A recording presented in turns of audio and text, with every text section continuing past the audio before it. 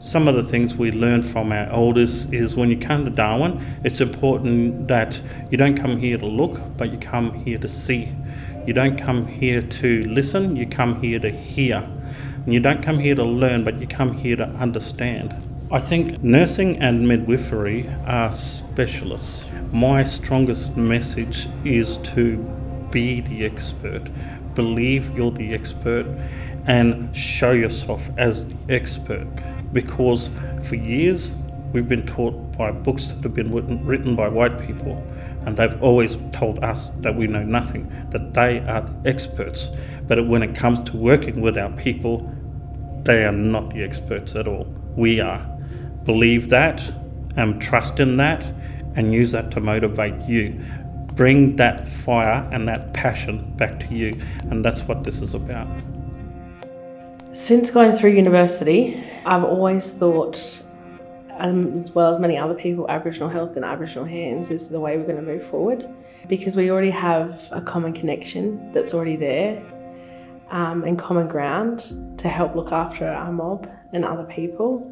If we're helping to empower people in their own community healthcare centres, that means that people get to live in community, still where they're from, and look after their sisters and mothers and aunties and kids. Like, why wouldn't they want that? To be able to build up their own community, to be able to work in their own community, to be able to put their community on the map more, to be able to help close the gap for their own people.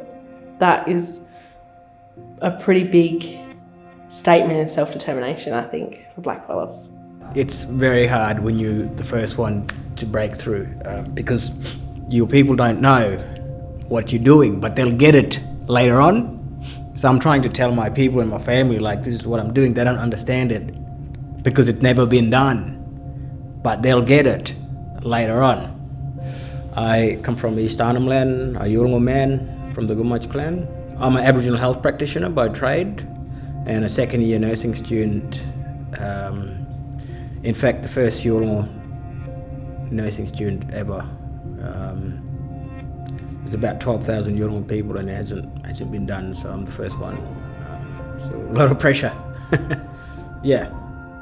The lead time for growing health professionals, in the case of a health worker, it's 3 years. In the case of a doctor, it's 7 years, So we need to start planning now for what is going to come. We talked earlier about getting them in and keeping them in. We should have a lot more nurses. People aren't completing their courses. So how do we keep them in? That's part two of getting them in, and keeping them in. CATSINaM can do some of that work, but it requires a lot more than just CATSINaM to do that. It requires government agencies. It requires that the community-controlled organisations are involved in that and actually seeing that people get to the end of their course. I think there's a gap between tertiary education and the health department. To improve attrition and retention, we do need to have a lot of discussion about how one does support the other. There seems to be very little collaboration. We say we have the shortage and the university says they have X amount of students. Well, how do we make that work?